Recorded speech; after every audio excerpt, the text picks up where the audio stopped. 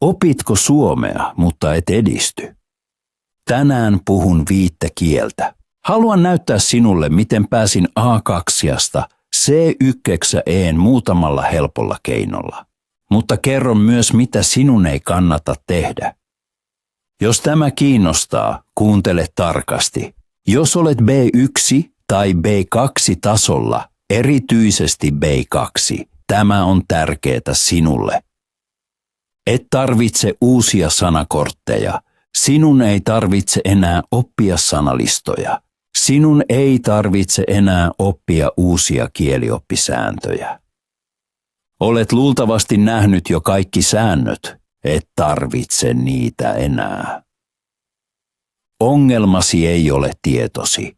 Ongelmasi on, miten käytät tietoa. Tämä oli suurin muutokseni, kun opettelin suomea. Minun piti lopettaa suomen näkeminen vain oppiaineena. Minun piti alkaa elää suomea. Koska ulkoa oppiminen ei tee sinusta sujuvaa, sinun täytyy elää kieli. Tämä tarkoittaa: ympäröi itsesi suomella, aidolla suomella, ei vain oppikirjoilla. Kuuntele musiikkia, katso elokuvia, lue tekstejä äidinkielisille. Ja teen tämän joka päivä, ei vain kerran viikossa. Paras osa on, et edes huomaa, milloin se tapahtuu. Jonain päivänä lakkaat kääntämästä, ymmärrät vain enemmän, opit sanoja yhteydessä. Kaikki tulee luonnollisemmaksi. Muistan tilanteen koulussa. Opettajani kysyi minulta, miksi käytit tätä aikamuotoa. En tiennyt, se vain kuulosti oikealta. Tämä johtui siitä, että kuulin suomea joka päivä. Kaikki tuntui normaalilta. En tarvinnut enää sääntöjä puhuakseni oikein. Nyt kerron sinulle tarinan. Se muutti kaiken minulle. Olin 13 tai 14, koulussa opiskelin suomea. Mutta tiedät, kuinka se on. Tehdään tylsiä harjoituksia, opetellaan listoja, mutta ei puhuta. Olin teini-ikäinen. Halusin vain olla kännykällä, varsinkin halusin katsoa YouTubetta. Äitini oli sitä vastaan. Hän sanoi, joko katsot kaiken suomeksi tai annat puhelimesi minulle. Minulle oli selvää. Halusin pitää kännykkäni. Joten katsoin kaiken suomeksi. Tämä uhkaus muutti elämäni. Se on syy, miksi puhun suomea tänään. Alussa oli vaikeeta. En ymmärtänyt melkein mitään, mutta halusin katsoa YouTubetta. Joten pysyin siinä. En tiedä, miksi tämä toimii näin, mutta se tuntuu taajalta. Ajan myötä tunnistin sanoja. Ymmärsin yhä enemmän. Yhtäkkiä huomasin, että ymmärsin melkein kaiken. Kysyin itseltäni, miten tämä tapahtui? Tämä on syöttötiedon voima. Kun ruokit aivojasi aidolla kielellä, muutos tapahtuu melkein itsestään. Tärkeää on, älä pakota itseäsi asioihin, jotka eivät kiinnosta sinua. Monet sanovat, että sinun pitäisi aloittaa lastensarjoilla. Minusta se ei ole hyvä. Jos olet aikuinen, se tylsistyttää sinua vain. Ainakin minulle se oli näin. En pidä piirroselokuvista, siksi sanon. Valitse jotain, mikä oikeasti kiinnostaa sinua. Kun olin 13 tai 14, pidin meikeistä. Syy, miksi puhun suomea tänään, ovat siksi kauneusvideot YouTubessa. Se kuulostaa hauskalta, mutta se on totta. Nämä videot opettivat minulle suomea. Asioiden katsominen, joista pidät, on monia etuja. Pysyt motivoituneena. Opit sanoja, jotka ovat tärkeitä elämässäsi, harrastuksissasi, työssäsi. Opit myös, miten ihmiset oikeasti puhuvat. Kuuntelet kielen rytmiä.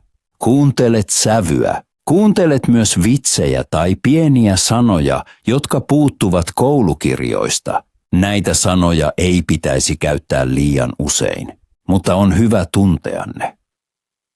Suosittelen sinulle tekstityksiä. Tänään niitä on jopa YouTubessa. Myös Netflixissä tai muilla alustoilla se on helppoa. Tärkeää on oikea järjestys. Ensin katso suomeksi tekstityksillä omalla kielelläsi. Muutaman viikon jälkeen vaihda tekstityksiin suomeksi. Sitten kokeilet ilman tekstityksiä. Työskentelen tytön kanssa, joka haluaa puhua suomea sujuvasti. Hän teki juuri niin. Hän katsoi kaiken suomeksi. Ensin tekstityksillä puolaksi, sitten tekstityksillä suomeksi. Ja nyt hän katsoo ilman tekstityksiä. Hän on 10 vuotta vanha. Hän ymmärtää jo kokonaisia elokuvia suomeksi. Se on mahtavaa. Joten olet muuttanut ajatteluasi, ympäröit itsesi suomella. Nyt sinun täytyy myös käyttää kieltä. Kirjoita ostoslistasi suomeksi. Kirjoita päiväkirjaasi suomeksi. Vaikka teet virheitä, se on ok. Voit tehdä melkein kaiken suomeksi. Jos etsit reseptiä, etsi se suomeksi. Jos ajattelet, yritä ajatella suomeksi. Mitä enemmän teet suomesta standardikielesi, sitä luonnollisemmaksi se tulee. Aivosi mukautuvat nopeasti. Nyt siirrymme uuteen aiheeseen. Haluamme siirtyä passiivisista aktiivisiin taitoihin. Tiedät varmasti lauseen, ymmärrän kaiken, mutta en osaa puhua. Näin käy monille, jotka ovat keskitason tasolla. Minulle myös. Opin espanjaa ja venäjää. Ymmärrän paljon. Mutta kun puhun, sanat puuttuvat. Vaikka ymmärrän kaiken, en osaa muodostaa lauseita. On kahdenlaisia sanavarastoja. Passiivinen sanavarasto ovat sanat, jotka ymmärrät. Aktiivinen sanavarasto ovat sanat, joita käytät, kun puhut tai kirjoitat. Keskitason tasolla passiivinen sanavarasto on paljon suurempi. Siksi emme tarvitse aina uusia sanoja. Meidän on saatava tunnetut sanat aktiivisiksi. Tämä tapahtuu puhumalla ja kirjoittamalla. Aloitetaan puhumisesta, koska puhuminen pelottaa monia. Puhuessa sinulla ei ole aikaa ajatella. Puhuessa et voi palata takaisin ja muuttaa jotain. Monet pelkäävät, että muut arvostelevat heitä. Se on normaalia. Olen tehnyt videon, miten aloittaa puhuminen. Täällä sanon siitä vain lyhyesti. Suosikkimenetelmäni ovat varjoaminen ja itsensä nauhoittaminen. Tämä auttoi minua Saksan, Englannin, Venäjän ja Espanjan kanssa. Puhuessa sinun täytyy käydä läpi outo vaihe. Ei ole nopeaa kikkaa. Mutta se tulee nopeammin helpommaksi kuin luulet. Nyt kirjoittamiseen. Kirjoittaminen on vahva työkalu. Se auttaa sinua tulemaan aktiiviseksi, jos pelkäät vielä puhua. Sinulla on enemmän aikaa. Voit kokeilla sanoja. Voit parantaa itseäsi. Yksinkertainen harjoitus on päiväkirjan kirjoittaminen. Sinun ei tarvitse kirjoittaa koko sivua. Lyhyt kappale riittää. Kirjoita päivästäsi, tavoitteistasi tai asioista, joista olet kiitollinen.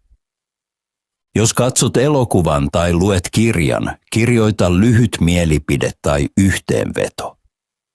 Sen ei tarvitse olla pitkä. Jo muutama lause auttaa aivojasi. Näin passiivinen sanavarasto muuttuu aktiiviseksi. Ja nyt suosikkini. Lukeminen. Lukeminen vie sinut keskitason tasolta sujuvaksi. Jos haluat saavuttaa C1 tai C2-tason, lue paljon. Kirjoissa ja artikkeleissa on erilaisia sanoja kuin arkipuheessa. Sanoja kuten kiehtova tai virheetön kuulet harvoin keskusteluissa. Mutta löydät ne teksteistä. Jos haluat oppia enemmän parempia sanoja, erityisesti adjektiiveja, lue. Näin opit myös kaunista kielioppia ja hyviä lauseita. Sinun ei tarvitse lukea raskaita klassikoita. Lue aiheita, jotka kiinnostavat sinua. Jos pidät aiheesta, opit paljon nopeammin. Blogit, tekniikka, matkailu, tiede, kaikki on hyvää. Älä käännä jokaista uutta sanaa. Se tekee sinusta hitaan. Ymmärrä mieluummin yhteydestä. Jos sana esiintyy usein, katso se. Tämä on sääntöni. Mutta yleensä vain luen ja ymmärrän kontekstista. Jos en ymmärrä kaikkea, se ei ole ongelma. Opin silti paljon. Tämä oli tällä kertaa. Toivottavasti siitä oli apua. Kirjoita kommentteihin, mitä kieltä opiskelet ja mitä menetelmää kokeilet ensin. Kiitos katsomisesta. Älä unohda tykätä ja tilata. Nähdään seuraavassa videossa.